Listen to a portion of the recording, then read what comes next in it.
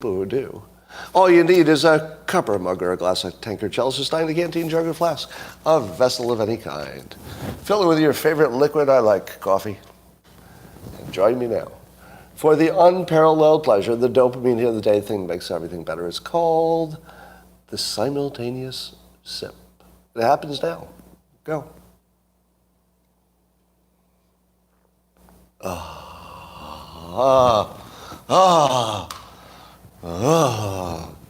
Savor it.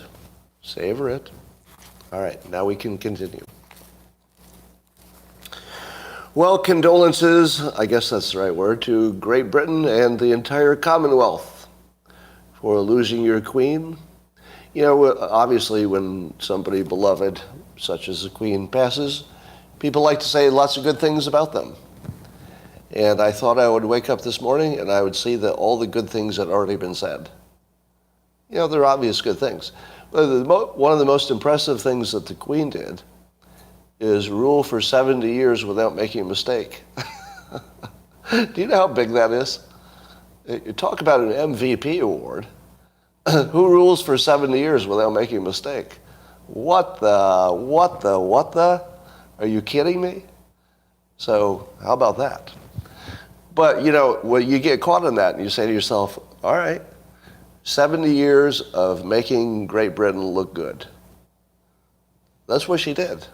That's what she did. She made Great Britain look good for 70 years. That's a hell of an accomplishment. But I'm going to say that she did something maybe as impressive or more impressive than that.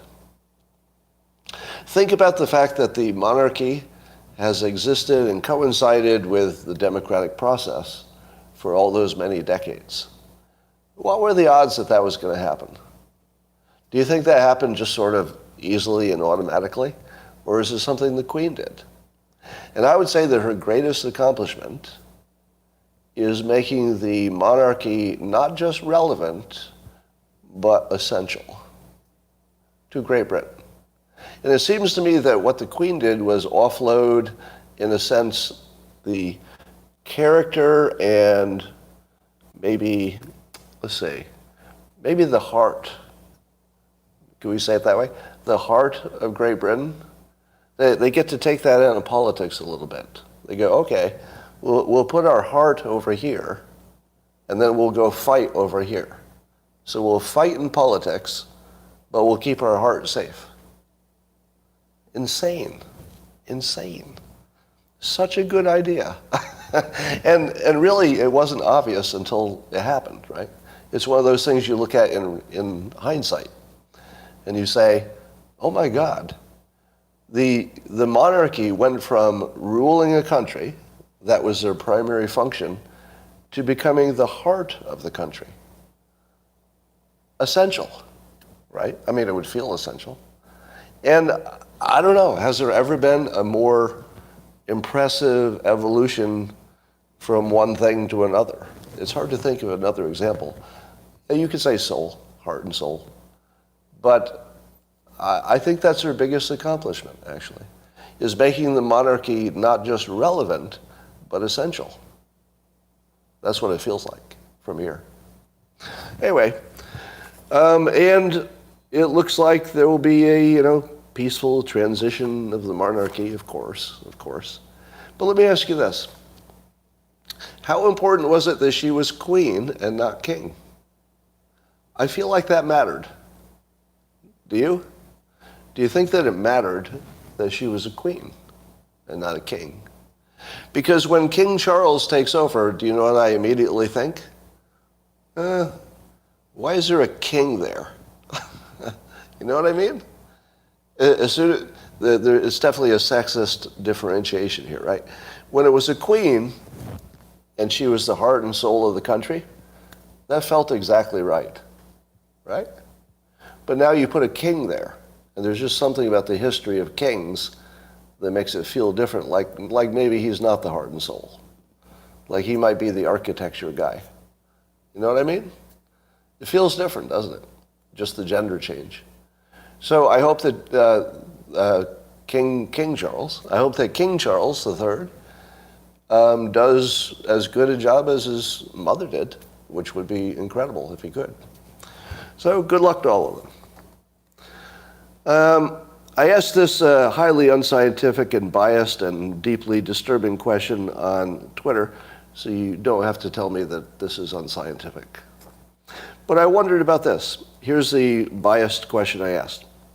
I said, have you changed your opinion on climate change in the past 5 years from being skeptical to believing it is probably directionally true, but the actual impact of it would be impossible to predict?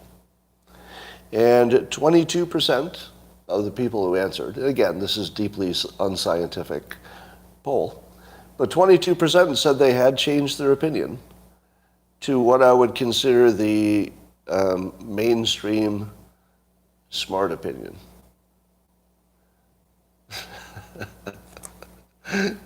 Yeah, it's close to 25%, and we can't ignore that, can we? But it's also a changing number, which is it probably started small and is growing, and will probably grow past 22%. So if it's changing, I don't know if that still applies. I don't know if the 25% still applies if it's in the process of passing through it, because you can't get to from 0 to 100 without passing through 25. So it kind of depends how long you stay there. If you stay there for a while, it might mean something. If it keeps going up, well, then you were just passing through. So we'll see. But correct me if I'm wrong, but Bjorn Lomborg, who I've had on my show, and you've seen his books, does he not say that climate change is real and man-made to some extent? We don't know the percentage. But that the extent of it and what is the likely cost of it and all that is a thing that is highly questionable. And I believe that that's Michael Shellenberger's opinion. I hate to say anybody else's opinion, but I believe that Michael Shellenberger also says climate change seems to be real, and there's a human element to it, but that the way we're handling it is all wrong. And it's getting better now because nuclear is taking on a bigger role. But it seems to me that the people who think it's real but don't know how big a deal it is are the ones who are going to win in the end. I think that's the opinion that's going to become the dominant one over time. It seems to me. Now, some of you are still. How many of you are still in the belief that it's not happening in terms of people? That people are not causing anything to happen? How many of you would say at this moment that you're confident that nothing's happening? There's no climate change whatsoever that's being caused by people? How many of you would be on that opinion? So a number of you, right? So there are a number of you who still doubt everything about it. Here's what I would say is the best way to approach it.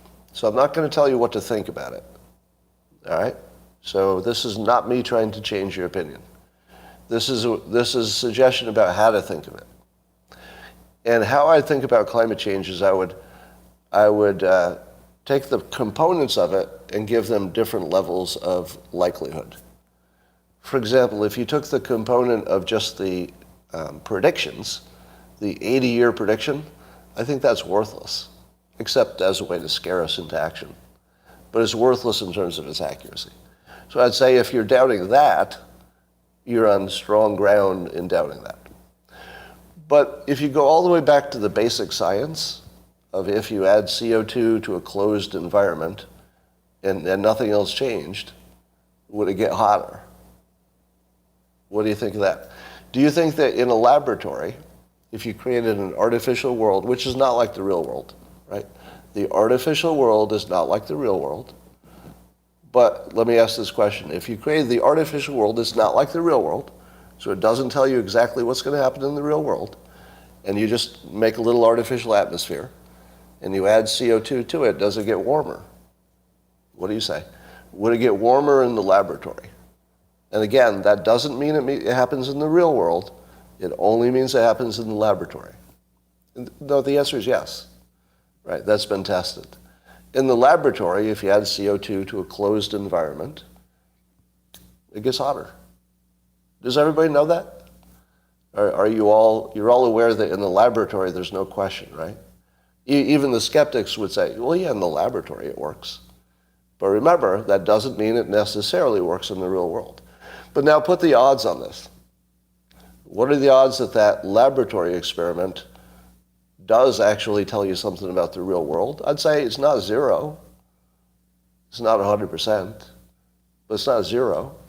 But compare that to the odds that the predictions are right. That's close to zero. That's pretty close to zero. It would be complete chance if they were right. Right? So I wouldn't put the odds of the science being wrong in the same category as the odds of the predictions being wrong. So I'd say if you're adding them all together and saying it's one big thing that you don't trust, maybe just pull those apart and just say there's one that's a little more likely. There is a far greater likelihood that CO2 causes warming in the real world than there is that the predictions are correct. That's all. And I think that's the view that most people will end up on in the long run. That's my prediction. Am I wrong in saying that usually it's our leaders who are supposed to protect us, right? It's not the people who are supposed to be protecting the leaders, is it? I mean, we do that too. We give them security and try to vote them into office and do that sort of stuff. But in general, the model is we elect our leaders to save us. Am I wrong? That's the whole model, right? But we save them so that they can save us. Here in California for the last couple of days, our leaders have asked us to turn down the power and not use our appliances to try to save the grid and save the state. But mostly it saves the leaders, doesn't it? If the lights go out in California, Newsom's toast. Our governor is toast if the lights go out for 10 minutes. If my lights go out for 10 minutes, because it hasn't yet, if my lights go out for 10 minutes in the middle of a heat wave, I'm never going to be the same person. I will never be the same person. That won't just change my vote. That will change my fucking being at my core if my lights go out for 10 minutes. I'm telling you that my trigger for that is really thin, right? If my lights go out for 10 minutes in a heat wave, I'll never be the same.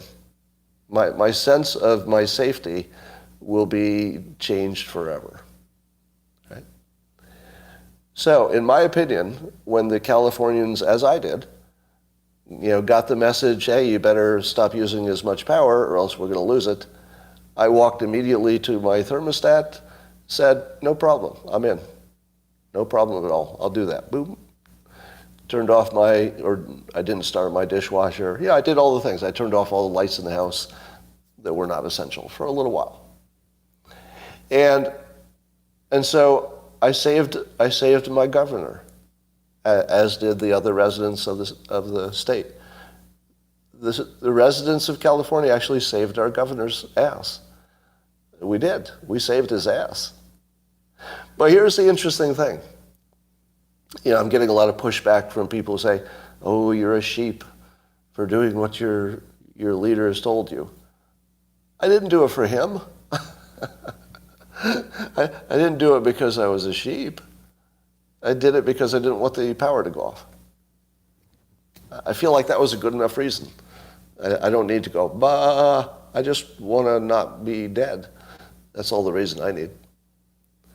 Yeah, but here's what's interesting. Compare the compliance of California, that was almost instant and sufficient, with, let's say, vaccinations or lockdowns. I don't think anybody complained about turning their power down. And here's why. It was a reasonable request. It was completely doable, like you could act on it immediately and easily. It was quantitative. The state said, here's the total amount of electricity we can give you. Here's where you are. Quantitative. And I trusted it, actually.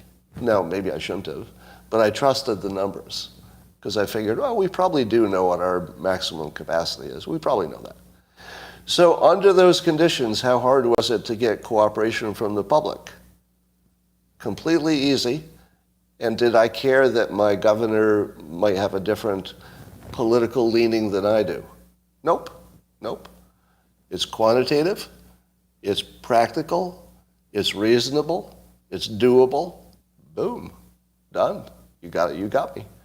That's all you need to do. Just be reasonable and I'm on your side. That's all it takes. All right. So now Trump's in additional legal jeopardy. The walls are closing in because his post-election fundraising is now the focus of some federal grand jury. I'm starting to get a feeling that people don't want Trump to be president again. Starting to get that feeling. And it's just one thing after another. And then Rick Wilson, the worst person in the world, did this cleverly baiting video in which he's calling the president a little bitch. And I guess the president said he would sue the Lincoln Project for an ad that had some misleading stuff in it. And then Rick Wilson of the Lincoln Project makes this video calling the president a little bitch and saying, I dare you, come sue us. Because if there's a lawsuit, then there's discovery, and it's bad for the president. So Rick Wilson cleverly is goading him into trying to sue him. I don't know if that'll happen. But he says, Rick Wilson said that he was talking about the big donors to Trump. He said they need to put a bullet in Donald Trump. Now, he was speaking hyperbolically and metaphorically. He did not mean that the donors need to assassinate him. But we don't talk that way about presidential candidates, do we? Is that the way we talk about our leaders? Because when you talk that way, somebody acts on it. Freedom of speech is still free. It's still legal to say this.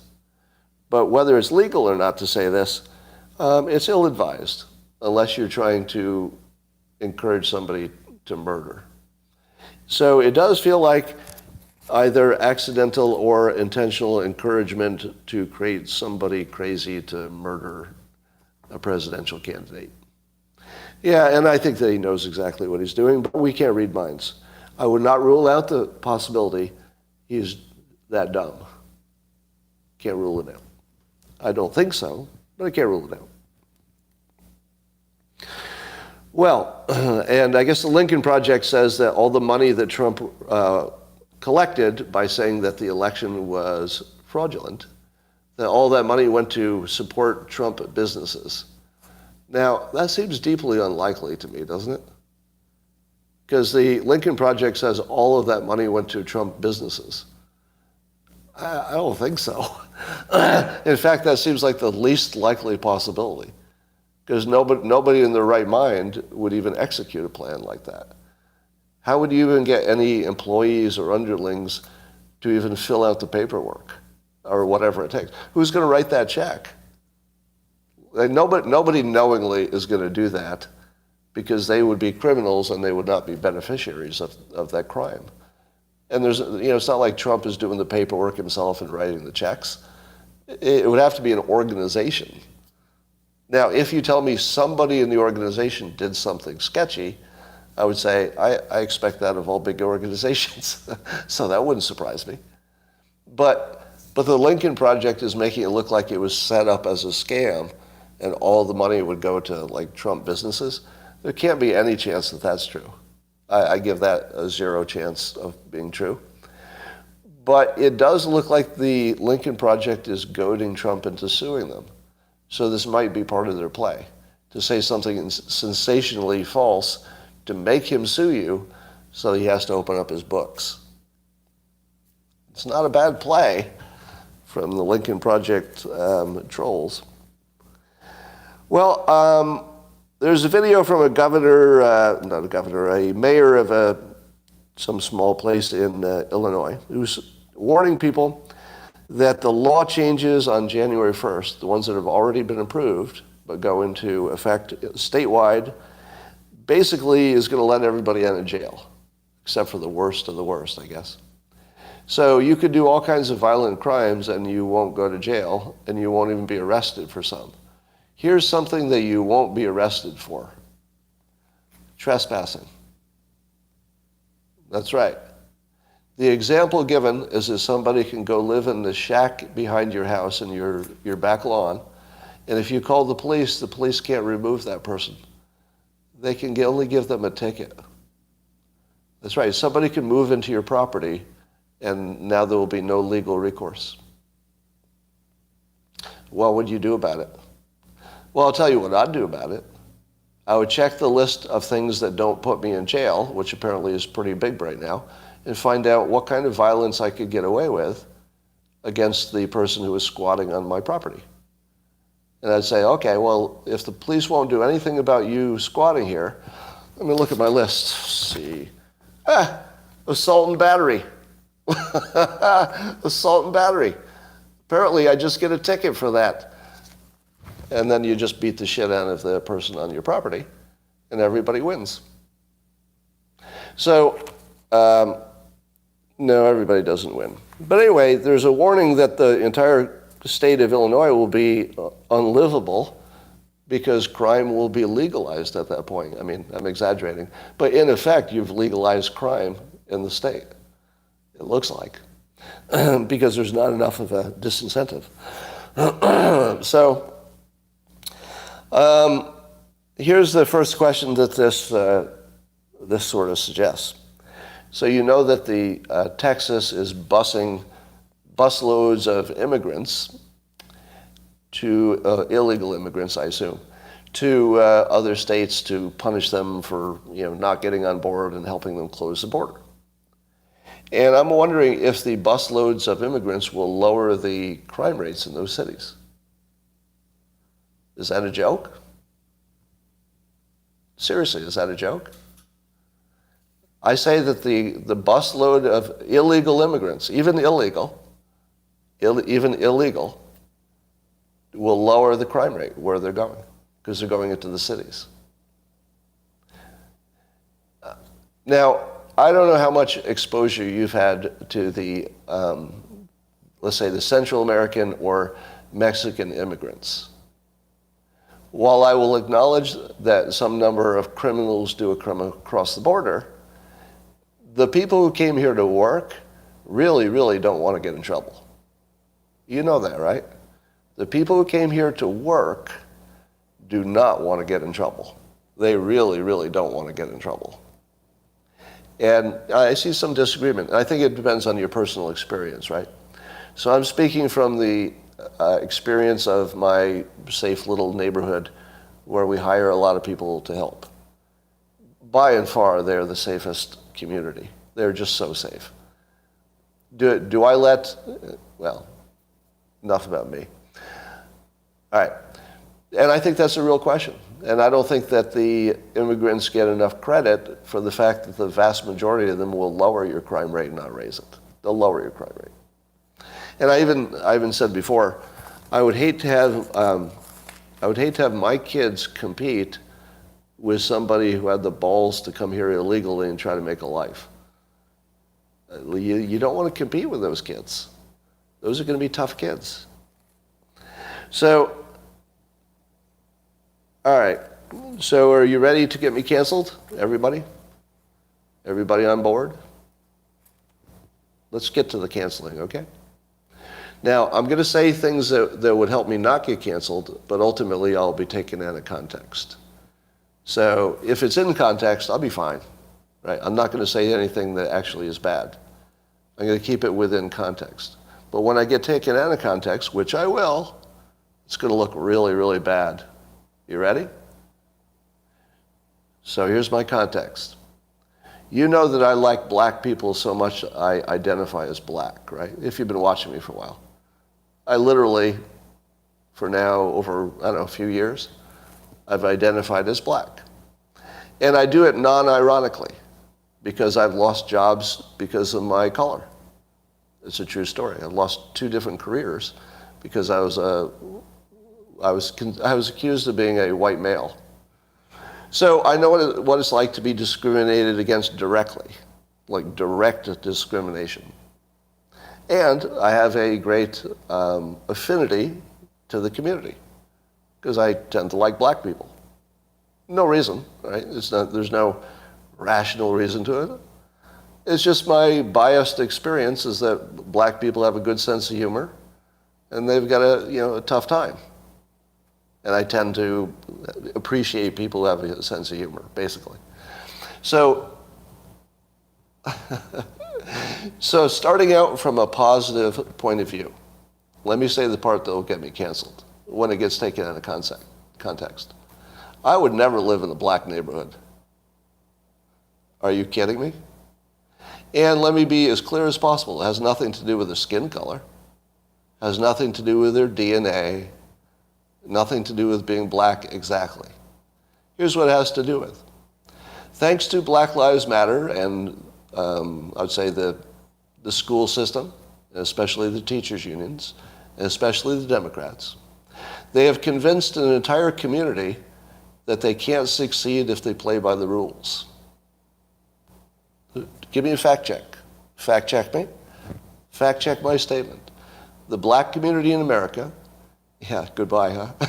The black community in America has been convinced by their own side, that they can't succeed if they follow the rules, because the rules were made by a structurally racist society, and there are too many points of friction. Would you ever go live somewhere where the people who live there, forget about their color, this has nothing to do with color. Exactly, I mean it's related of course. But would you live somewhere where the people who live there have been convinced by their own team that following the rules is a sucker's play? Because the rules are made to thwart you. I wouldn't. No way. No way. So when people go to look for a house and they have money, let me say this directly. I don't know if people say it out loud, but they look for the least black place to live if they have money. Do you know who else does that? Black people with money. Black people with money. They go wherever it's the least black population. Is it because they don't like black people? No. Especially if they are black. Of course they like black people. I like black people. Lots of people like black people. It's pretty common. Some people like them better than other people, right? Has nothing to do with how much you like them. It has to do with that it's a proxy for crime. Why is it a proxy for crime? Is it just because of poverty? Nope.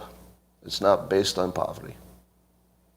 It's based on the fact that it's a community that has trained itself that the rules don't work for them. Not that the rules are bad rules, but they just don't work for them. If you put me in a world where you say the rules don't work for you, I'm going to break the rules. Wouldn't you?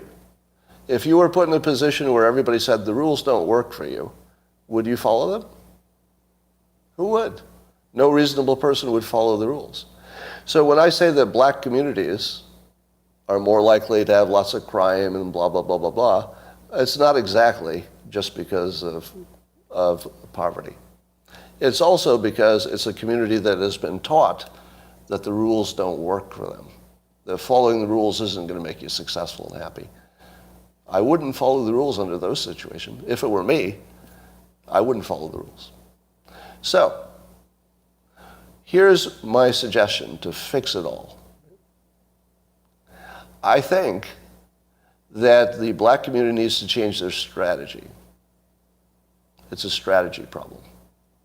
And they need to understand that the last mile of getting equality has to be a completely different strategy than the first 99 miles. Now, the first mile was a revolutionary war, a civil war. So the first step of getting equality is to get rid of slavery, and you probably needed a war for that. Next phase, you use the legal system, and you start suing employers who are not giving you your rights, etc. And for decades, we've been doing that, and I think they've made great progress. So much progress that big corporations are actively recruiting and looking for minority employees, right? But that last mile with the so-called systemic racism and, why can't we get that last mile? That last mile, you're only going to get there by accepting the rules. That's the only way you get there. Now, you might not like them, and it might be true that the rules don't work in your favor. That could be true. I'm not even arguing that. But you're going to have to still win with those rules because everybody else did, right? Asian community succeeded with those rules. Jewish community succeeding with those rules.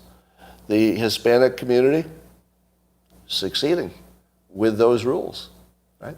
If everybody is succeeding with those rules, but your community has been taught that the rules don't work for you, you're never going to get to the last mile. The last mile is out of reach for you. And don't even fucking bother trying, really. If you're going to come at me with a strategy that bad, don't fucking blame me if it doesn't work, right? Do not blame me if your strategy is so clearly the wrong strategy. Right? You want my respect? Earn it. Earn it. I'm not going to give it to you for nothing, right? For nothing? No, you're going to earn it. What do I think about the Jewish community who has taken really some of the deepest discrimination you could imagine and turned it into a successful American experience? Total respect. Total respect. I heard Alan Dershowitz play an audio voicemail he got. You should hear the things that people will leave on a voicemail to Alan Dershowitz. Oh my fucking God. Like, you don't even think that kind of anti-Semitism even exists. Because, in polite company, you never hear it. But it exists. And man, when he plays it, you think, holy shit. How do you live in a country walking around with people like that attitude about you, like all over the place? Probably. I mean, I don't know what ratio it is. But how the Jewish community do. Total respect. Total respect. All right? So if the black community wants my respect, which they don't have, it's because their strategy is no good. Doesn't have to do with their genes, doesn't have to do with their DNA, doesn't have to do with what color they are. We're not even talking about any of that. It's just strategy. You come at me with a dumb fuck strategy that obviously only benefits your leaders, and I'm not going to respect you at all. Not at all. Right? So that's the deal. Right? I want to help, and I'm trying to help right now, actually, at great personal risk. If we can't talk about it honestly, you can't do anything, right? Step number one is to be able to talk about it honestly. And you know that you couldn't say what I'm saying right now, could you? How many of you could say in public what I'm saying right now in public? None of you, because you couldn't survive it. You couldn't survive it. And I'm trying to be helpful, right? I see in the comments here, I tried to help Black Lives Matter when it first came out. I thought, oh, here's a movement that's trying to help black people. I'm on board. I'd love to help black people. Because if you're helping whatever group is in the biggest hole, you're making the biggest impact. So I want to be leader of the Black Lives Movement. What I learned in the process was the leaders were not on the same page as those who were being led. And that largely, and this does not include Hawke, by the way. Hawke said, and I believed him, he was not being funded by Soros, or he didn't have any money coming in, basically. But there were other parts of Black Lives Matter who were basically just scams. They were just leaders taking the money that was coming in from God knows where, donations and Soros and everything else. So the black population has no black leaders that are worth a damn who are making a difference right now. I mean, I'm sure there are black leaders who would be highly qualified, but they don't seem to be breaking through. It seems like, for whatever reason, there's a leadership vacuum there that's gigantic. And I think the biggest problem is that they have painted themselves as people who can't succeed in the current system. And if you don't change that, you're not going to get anything. So the solution to all of this is the white teachers' unions, the white-led teachers' unions are absolutely destroying the black population by teaching them to be helpless and teaching them that the system is their problem. And if they break the system, they break it for all of us. It doesn't get put back together. So we're on a path to destroying the whole fucking country because the teachers union is training one part of the country to act helpless and blame the other part for their problems. Now, do I think that systemic racism is real? I do. But it exists primarily in the school system. And if you got it out of there, you could get rid of a lot of your systemic racism in about a generation. Right? Anybody who thinks any of this is fast is kidding themselves. If you could do it in one generation, that would be a miracle, right? I mean, it probably takes 3. But you got to fix the school system for everybody. I mean, that should be a human right, right? It feels like the lack of education we're giving to especially the black population is just a crime. I mean, and the crime is committed by white people, because to me, I think most of the teachers' unions is a bunch of white women, right, or white men and women.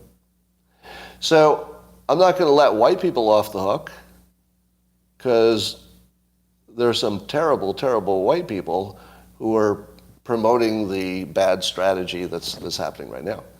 So here's what the black population needs to know. Your leaders benefit by causing trouble and painting you as losers. Your leaders benefit that way, but you don't. You used to. So, up through the 60s, the 70s, even the 90s, I would say that complaining was your best strategy, because it works. Hey, this is unfair. The legal system needs to get involved here. That's all good. That worked. But once you get to that last mile, and I think that's where we are, you have to play by the rules, unless you're going to throw out all the rules and try to make that work. I don't see how that's going to work. So, anyway, am I wrong to say that the black population in America is the only group that is actually trained by their own people that they can't succeed? Am I right about that? Is there any other group that teaches its own people that they can't succeed because the system won't let them? And again, I want to be clear, the truth of that is not relevant to my point. It might be true that the system is holding people back, and I think there's plenty of evidence of that. But if you act like it's true, you're fucked. You are fucked. Do you know who else had the system working against them?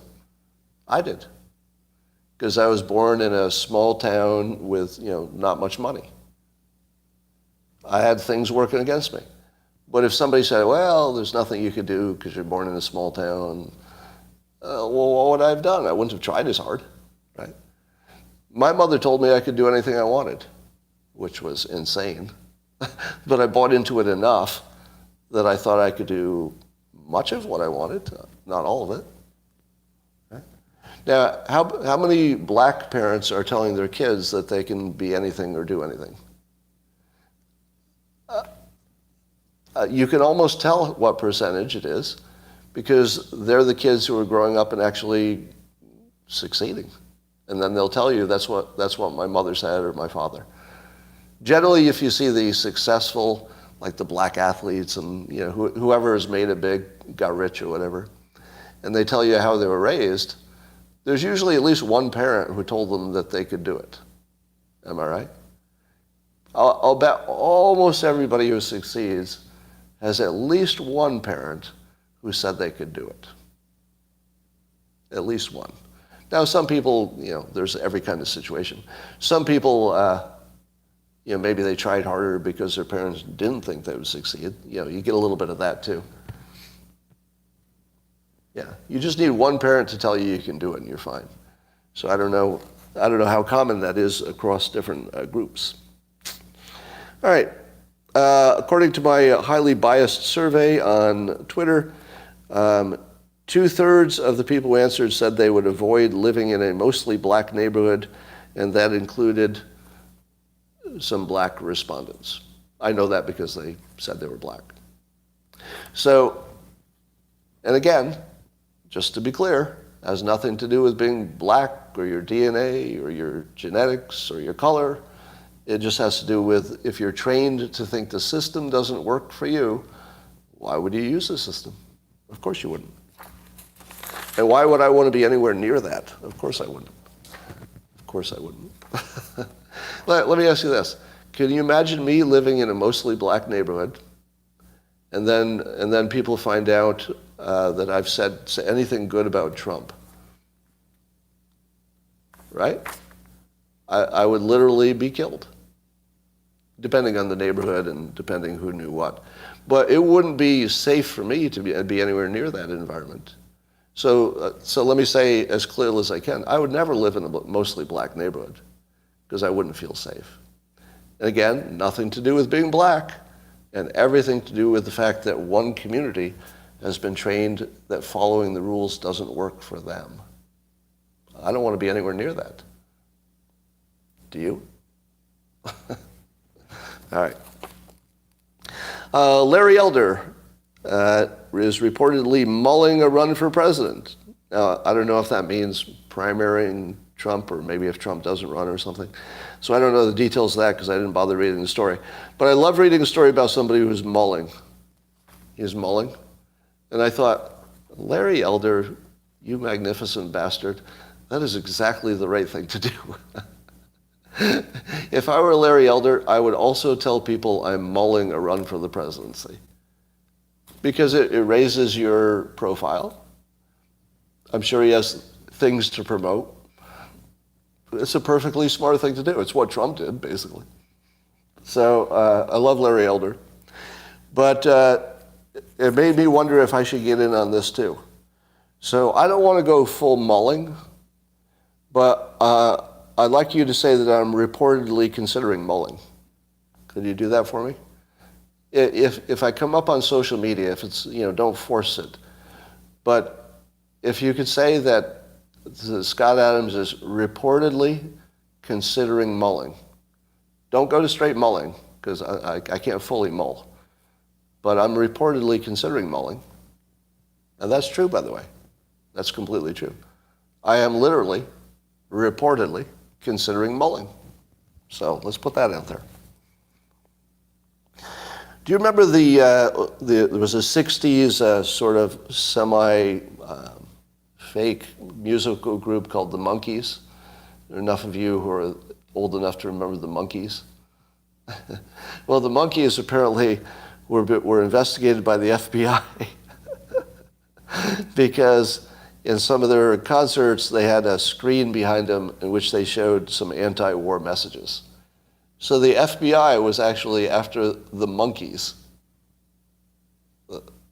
And I guess Mickey Dolenz, the surviving member of the Monkees, is trying to get the FBI's records and documents about just what the hell they were trying to do with the Monkees.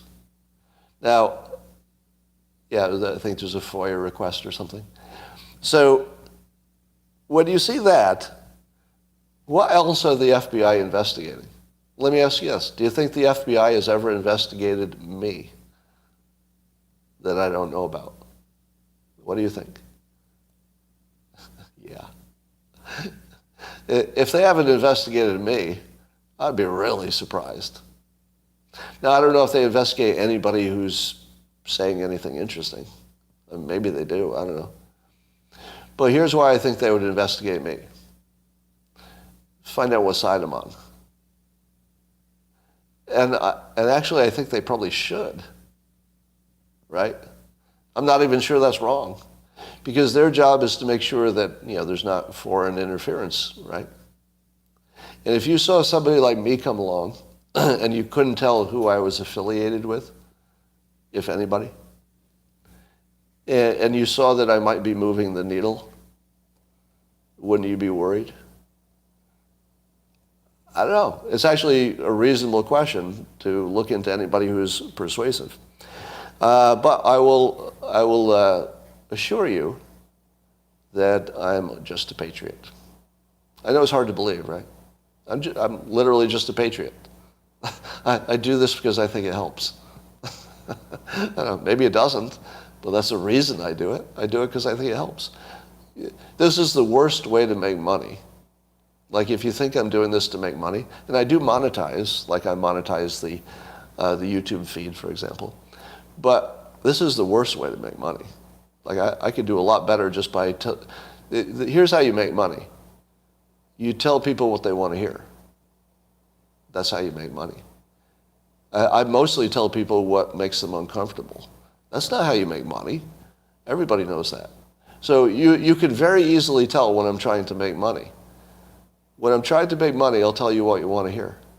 And then you'll give me money. That's how it works. If I tell you something that makes you uncomfortable, you know I'm not trying to get your money. I'm trying to do something useful, whatever. All right. It's still fog of war in Ukraine, so you can't trust anything coming out of there. But the reporting that's coming out of there today, as uncredible as it is that the Ukrainians are totally kicking the Russians' asses with a counteroffensive that's going better than anybody expected, and for reasons that you have to wonder about. The Russian Air Force seems to be not involved. What? That's right.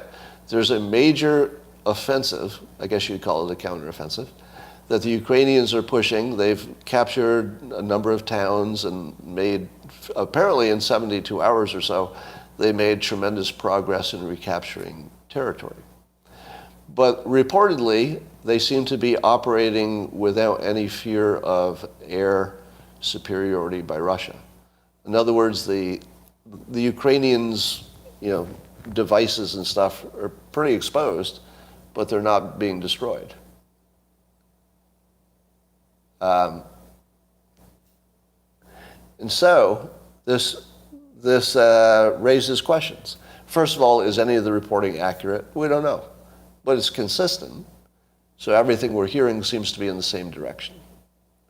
Yeah, so one possibility is it's a trap, right? Maybe the Ukrainian army is being lulled into a kill zone or something, maybe.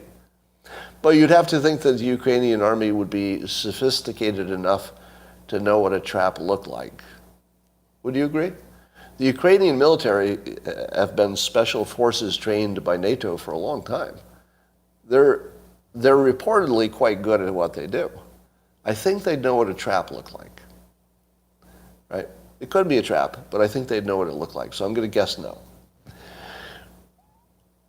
I think it's possible that the Russian military can't get parts and can't get qualified people to do the basic stuff.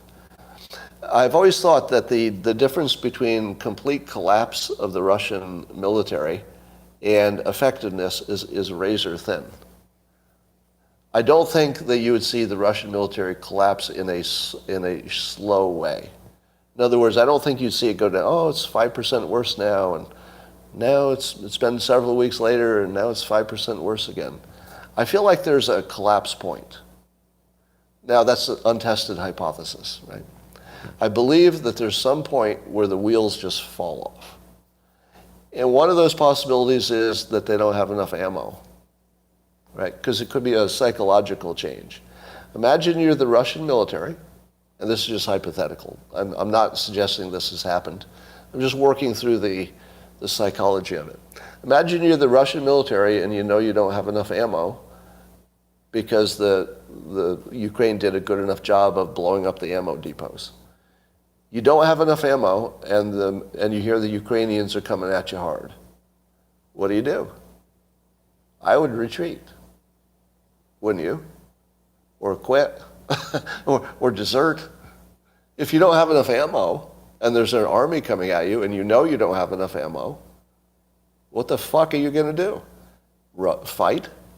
Try to get lucky? So what this is suggesting is that the Ukrainians have either degraded the resupply lines or the ammo depots, and maybe their anti-aircraft weapons are better than we think. Because remember, the Ukrainian anti-aircraft is coming from Western sources. It's the good stuff. It's possible that Russia can't afford the jets. They may not have. I mean, it's easy to imagine that if you looked at the number of Russian jets, it'd be some ungodly big number, right? But I'll bet only 20% of them run. What would you say? What percentage of all of the Russian Air Force do you think is worthy of getting in the air and possible to get there? I'll bet it's 20%. What do you think? I'll bet it's 20%. And if it were 20%, now I see that some of you are going to disagree with that, and that would be reasonable, because I'm just guessing, right? So I think that the Russian military could be closer to collapse than anybody is reporting. Could be. That's not a prediction. That's just a statement of how I see the situation, that they could be really close to collapse. Now, that doesn't mean they're running out of money, because Russia seems to have money. And they seem to have the capacity to make a lot of new weapons and take things out of mothballs and stuff like that. So you assume that Russia has lots of flexibility for adjusting to win in the long run. But in the short run, it might be that their shit isn't working. And Ukraine just has better maintained, newer stuff at the moment, right? So I don't think there's anything you can say about how this will turn out. But how is my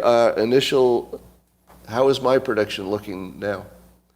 Do you remember how badly I got mocked at the beginning of the invasion when I said, I think you might be surprised at how well Ukraine does in this war? Do you remember how badly you mocked me? Does anybody want to say, is there anybody here who would say that maybe I was closer to right than you were? Is there anybody who's willing to give me that at this point? That my prediction that Ukraine would surprise at how effective their defense was with modern military equipment. Okay? Thank you. So some of you are willing to give me that. Now that doesn't mean we know how it ends, right? If in the end Russia goes big and destroys the country, I'm not going to say that was impossible. But so far, the Ukrainian war is going largely the way I thought it would. Now, right, it's not over, so anything could happen. Yeah. Now, what is the biggest criticism you see of me that's sort of a general criticism? If you've watched how people criticize me, especially on Twitter, what is the biggest criticism I get, and it doesn't matter what topic I'm on? So regardless of the topic, what's the biggest criticism I get? Being bald, yeah. The biggest criticism is that I'm talking on topics at which I'm not an expert. Now, I see some of your answers are my ego is big or blah, blah, blah, but that's really the same thing. It's all the same thing. The criticism is that I weigh in on topics that I don't know anything about. Right? But at what point do you notice the pattern? At what point do you notice the pattern is that that's what I do? The Dilbert strip was entirely a different take on business. The Dilbert comic was me saying, you all are buying these business books and reading them like they're real. It's all bullshit. So when I started saying that every expert in business was full of shit with the Dilbert comic, that's where it all started. So as a cartoonist, I debunked every business expert. And now most people would have come to my side. Right? Then when I entered politics, I said, hey, you're getting this wrong. This Trump guy has persuasion ability and he's going to be your next president. And what did people say? They said, Scott, stay out of politics.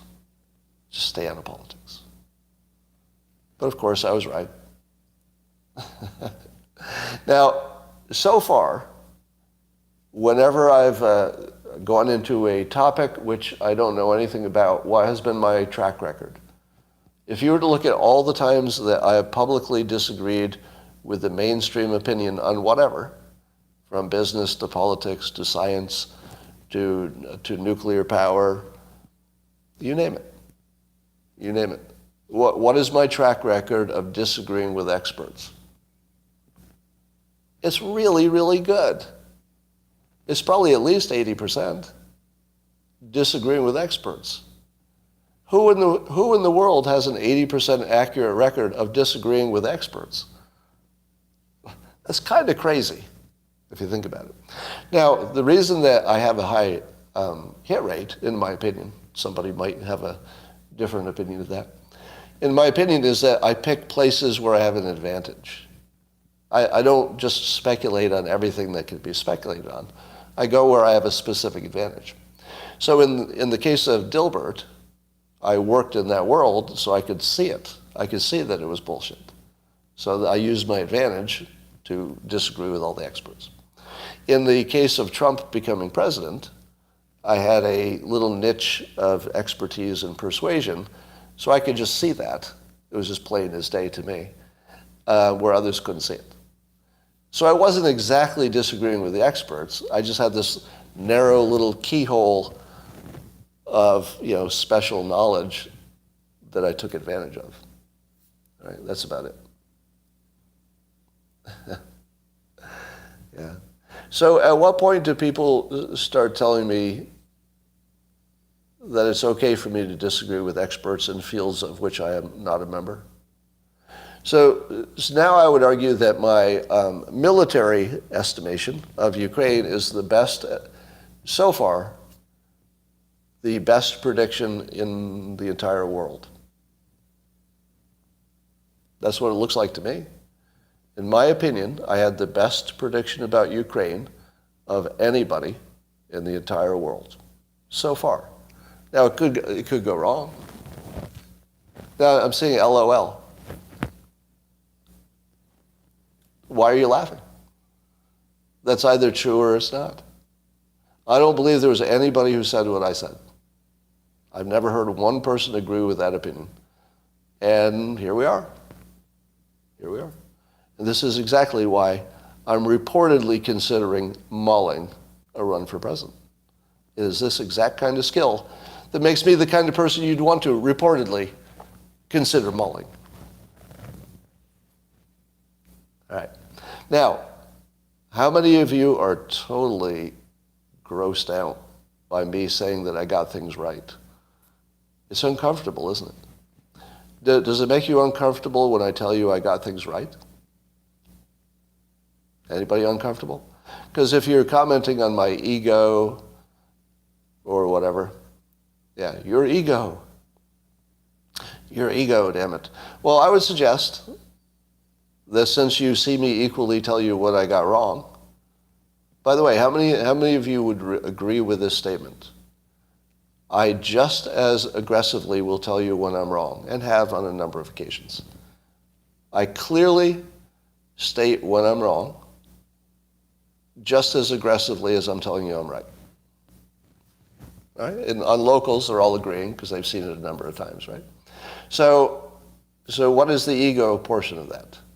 If I'm telling you when I'm wrong and I'm telling you when I'm right, what's the ego portion? Well, I suppose you could say you think you're right more than you're wrong, but that's just numbers. You can check for yourself. You can look at my predictions, see how they did. All right, enough about me. So BlackRock is getting some pushback because they're big on the ESG stuff, right? And they say they only want transparency on the companies. They're not trying to force them to do something. They just want investors to know who is doing the right things and who is not. To which I say, that's the same as forcing them. So I guess there are a number of states where the states are suing or they're mad at BlackRock because they think their pension funds for the state are going to get lower returns because BlackRock is essentially embarrassing companies into doing non-economical things in service of ESG, which stands for environment, social, and governance, right? Now, don't confuse your ESG with your DEI. Diversity, equity, and inclusion is different but overlapping environment, social, and governance. So the social and governance part overlaps the equity and inclusion part. In other words, making sure every type of person gets their chance. And how much would I love being in the corporate world where they're trying to sort out their DEI from their ESG? That is such a Dilbur world. I feel like I have to go back to work, like just for a year. I have to go back to a cubicle job and just live in that DEI, ESG, uncomfortable world for a while. And watch people try to work it out. Because here's what I expect. There's probably somebody who's at a big company. There'll be somebody in charge of ESG compliance and somebody in charge of DEI. And they probably hate each other. Because the DEI person is always like getting in the business of the ESG person and vice versa. You know that's happening. Yeah. So Dilbert's company will be implementing both DEI and ESG, and things are going to get complicated. Things are going to get complicated. And at Dilbert's company, they will change the letters from DEI to DIE, and you can expect that. All right. There's fascinating reports coming out that when Trump was president and he was trying to get a Middle East peace deal that would include Israel and the Palestinians, which is not what was included with the Abraham Accords. So the Abraham Accords, was the best they could do, given that Israel and the Palestinians could not make a deal. And Trump is saying now, apparently, that Netanyahu never wanted peace with the Palestinians, and he said, quote, "I think he just tapped us along. Just tap, tap, tap, I love the way he talks. He just tapped us along. Like Trump actually created a whole new expression. And when you heard it, you thought to yourself, okay, that works. I will now incorporate that in the way I speak for the rest of my life. How the hell does he do that?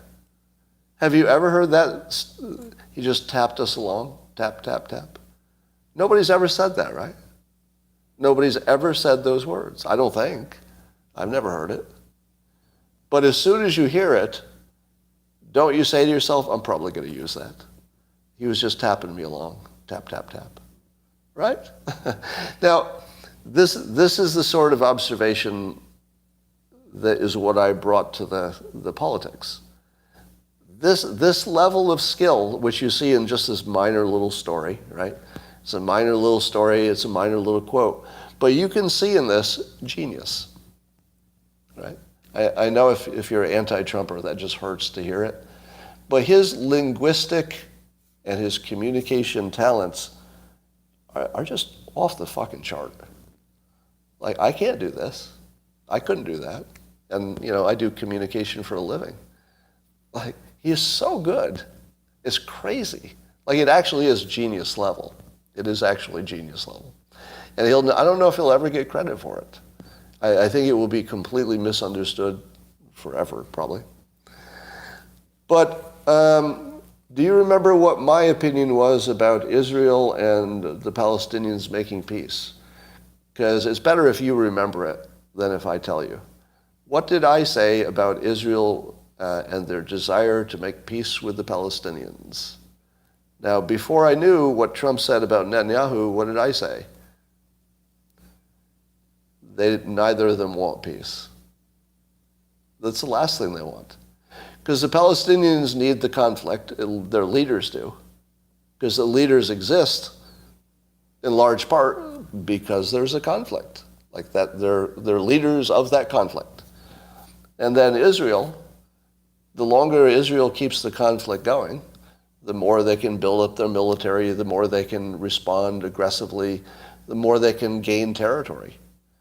Correct me if I'm wrong, but Israel just keeps gaining territory, right? So if you were Netanyahu, would you make peace with the Palestinians? I wouldn't. I would have done what Netanyahu did. I would have acted like I was interested, and then I would have said, tap, tap, tap. I'm just going to tap you down the line a little bit. So, would you give me credit? So in the same context of me not being an expert on anything, remember? And I give you that. I'm not an expert on these things. But every now and then you can see there's like a little keyhole that I can see through that I feel like I add some value just in that little keyhole. And in this case, the keyhole was, why in the world would Netanyahu want peace? Everything argues for keeping it the way it is. And now we have confirmation that that's exactly what he thought. Or at least Trump's version of what Netanyahu thinks matches what I just said. That's all we know for sure. So, was there anybody else who told you, until Trump told you, any other public figure tell you that Israel and the Palestinians are not interested in peace? They both have their best situation right now. I'm the only person who told you that. Am I wrong? Disagree with me. Name one other person who told you that Israel doesn't really want peace, or Netanyahu doesn't really want peace. I can't think of anybody else who told you that. And now you have it right from Trump, who was pretty close to it. I think I would trust Trump's analysis of this. Right? All right, here's an interesting persuasion question. I'm going to put the question to you, and then I'm going to give you my opinion. I saw an opinion today, and I will not tell you where it came from, so you will not be biased by the source. So the opinion is this, that Trump should not brag about his warp speed success because it will hurt him in the election. Do you agree or disagree? The opinion is that Trump should not say that he was behind the vaccinations or not make a big deal about it, because doing so would hurt him in the election. Agree or disagree? Okay, I've seen more people are saying agree, but a few are disagree. Agree. Interesting. Okay, you're all wrong. You're all wrong who say it would hurt him. Now, part of the argument is that people will conflate Project Warp Speed. They will conflate it with the lockdowns. Do you think that's true? Will people think that Trump is part of the lockdown because he would be embracing the Warp Speed project? Do people conflate them in their minds, you think? Some might. I think most wouldn't, but some might. Yeah. All right. Here's why it's not going to hurt him, and he should absolutely say that he was behind Warp Speed. Here's why it won't hurt him. Because he's going to be competing against a Democrat. That's it. If you looked at Trump in isolation, I'd probably agree with you that his base would not be real big on the vaccinations. But he's going to be running against a Democrat. If you have to choose, there's no question, right? So that part of the persuasion, even though you're right, that that's a mark against him, is only a mark against him in isolation. As soon as you compare him to a Democrat, you'll, okay, he's better than a Democrat, on the lockdowns especially. Yeah, do you think that Trump would be pushing boosters for Omicron? I doubt it. And also, you know, Trump was with the mainstream of science at the, when he made those decisions. All right. If you had to guess, would Trump win election if he ran today? Let's say against Biden. Would Trump win re-election against Biden if he ran today? I'm seeing more yeses than nos. Yeah. And I know you want to tell me that Democrats steal elections. I get it. All right. So you're here to hear me, not the other people. I think he could win. And I think that what would prevent him would be dirty tricks.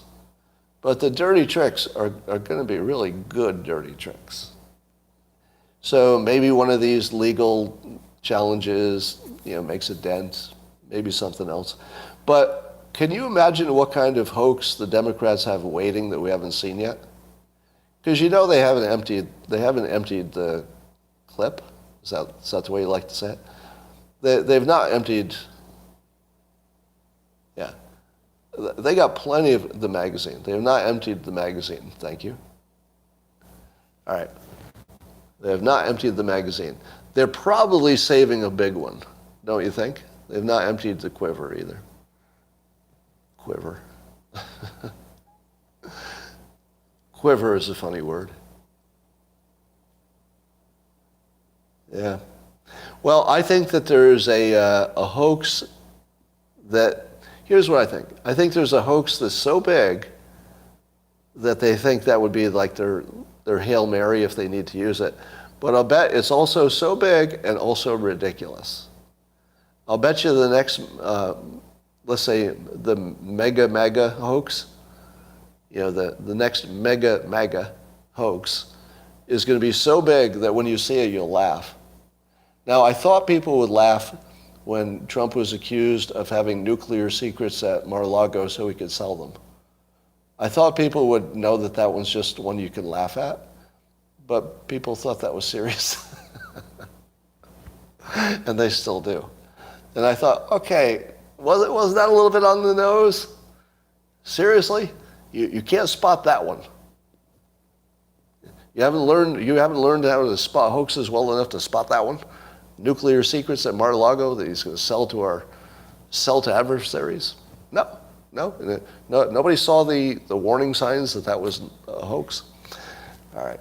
You laughed? I literally laughed when I saw it. I literally laughed. Okay. That's so over the top. But it wasn't big enough, was it? As ridiculous as it was, it looks like it made no difference in the polls. So they're going to have to go bigger than Trump is selling nuclear secrets. What the hell would that be? Like, what's bigger than that? And they can't go, I don't know if they can go for, Trump is trying to make money from China, but I feel like they'd have to. You know why? Oh, I've got it. Yeah, the hoax is going to be Trump's making money from China. Do you know why? Why? Why does the hoax have to be Trump's making money from China? Why does it have to be that? Number one, we're at war with Russia, and people don't think Russia would necessarily be playing with Trump that way. But you need a country where you can't check on their end. And if we blame China for something, you can't check, because you can't check on anything in China. And they also need to project. So because Biden is credibly accused of dealing, with his son illegitimately with China, they have to project that. So the most likely the most likely hoax that you'll see before the 2024 election is a hoax that Trump is making money from China in ways that will sound ridiculous. Does that sound right? I think that's where they'll go. They're going to go with the China hoax this time. I think so.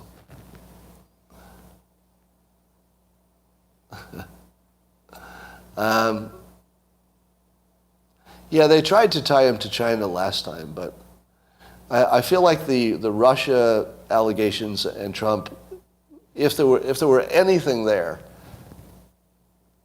we would know.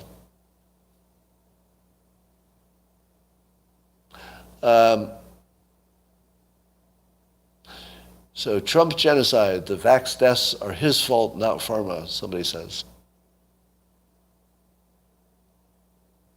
Maybe. North Korea. All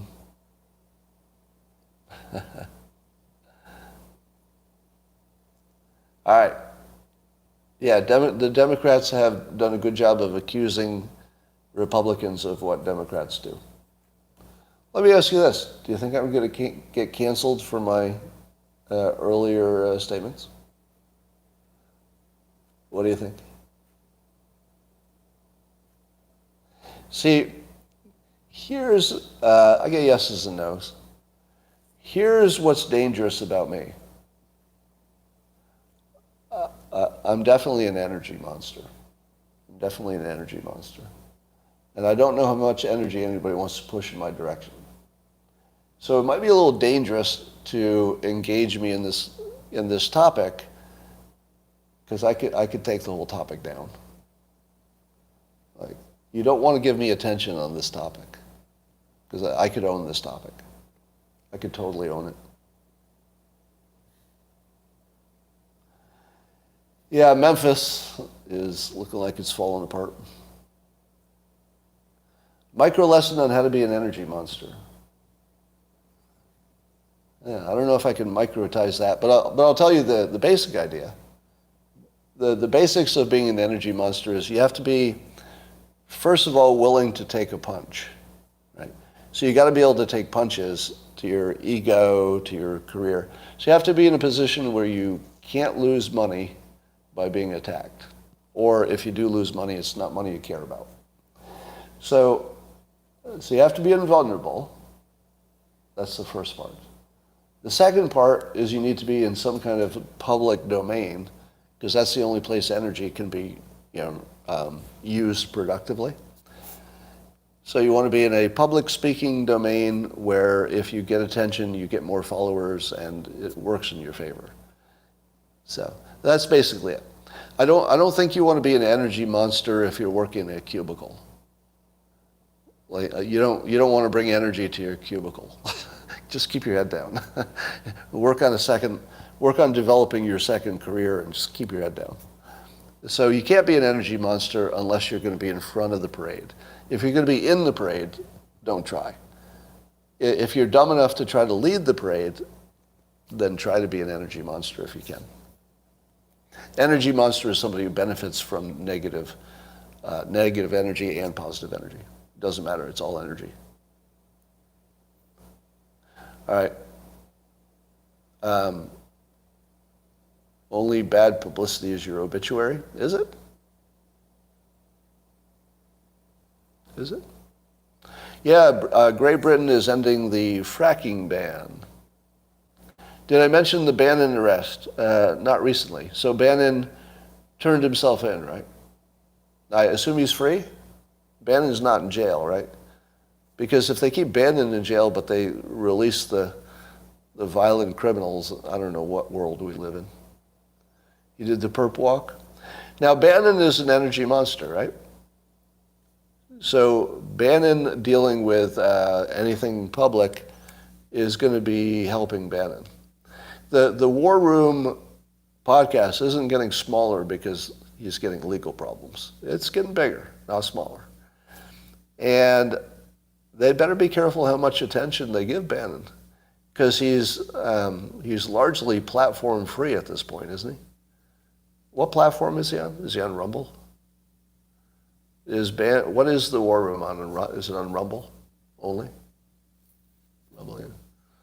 So as long as Rumble's in business, he's going to be in good shape. And by the way, if I get canceled, I'll just go to Rumble. I don't think that's going to hurt me too much. Although I do like being able to talk to both sides to the degree that that's possible. All right.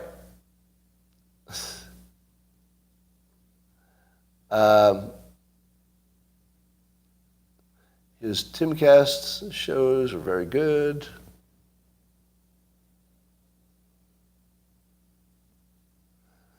Oh, here's a question for me. There's a sexy, experienced bimbo who wants to date somebody, but he's engaged to someone who will be a prude, a great housewife and a great mom. How to choose? Do you go with the bimbo or the great housewife mom? What advice do we give them? Do you take the prude and try to turn the prude into a bimbo, or do you take the bimbo and try to turn the bimbo into the wife that you think you want? I don't know. I think marriage just doesn't work, frankly, for most of us. I think for 20% of the population, it works great. 80%, it just doesn't work.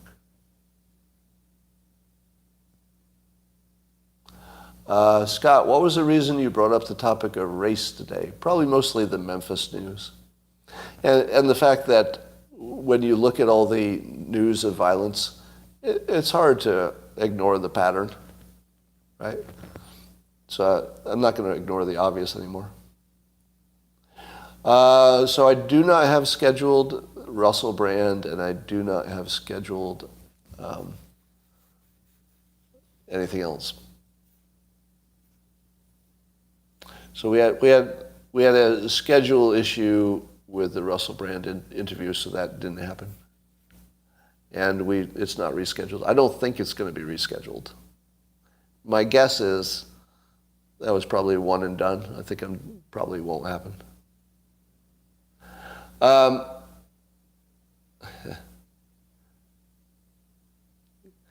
I'm considering just not doing any more podcasts. Yeah, and the Megyn Kelly thing got rescheduled as well to never, I think. Yeah, I don't think the Megyn Kelly thing will happen. Now, what normally happens with me, and I'm sure this did not happen with the Russell Brand situation, but may have happened in other situations, is I get invited to stuff, sometimes as a speaker or whatever, and then I get uninvited. It's very common for me to be invited and then uninvited. Now that's just in the last several years. It was since I started talking about politics. Because there's always somebody in the larger group, after they hear I've been invited, who says, that guy? I saw something about him on the internet. Now, in every case, what I get canceled for is something that's not true. But it doesn't matter. If they think it's true, that's all it takes. Yeah, I could go on Gutfeld, or I could go anywhere. I could go to any podcast or show where they actually know what's real. So the people who know what's real would have no problem having me on. It's the people who are still living in some kind of weird bubble, believing I'm somebody I'm not, they would have a problem with me.